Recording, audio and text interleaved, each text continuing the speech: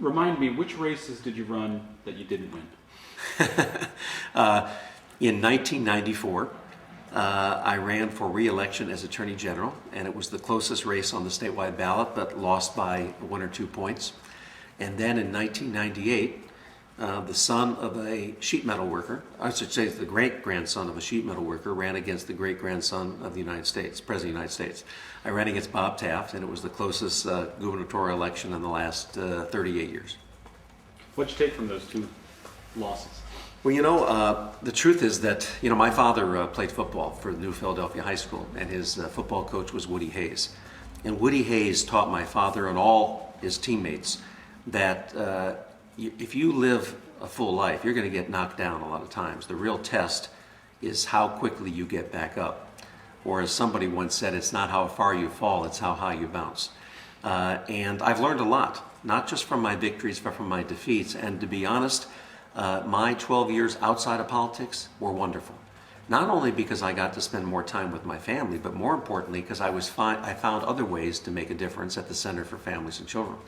So I think I am a better person, a better public servant for having both won and lost.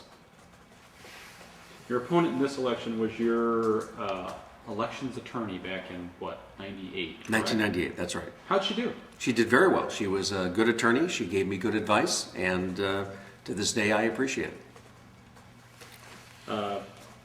Do you like your opponent? Yes, I like my opponent. I've always liked Secretary of State Brunner. She and I have been friends for a long, long time. Unfortunately, in primaries, things get a little tense, but I'm proud of the fact that we're running a positive campaign, and yes, I still like her.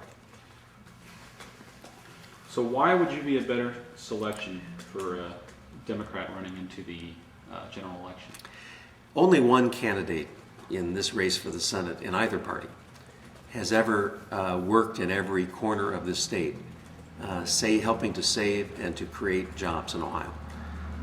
During a time when we are in the deepest economic recession in most of our lives, brought to us by 8 years of misguided trade and economic and regulatory policies, I think Ohioans deserve somebody who's prepared to tackle the hard work of jobs on day one.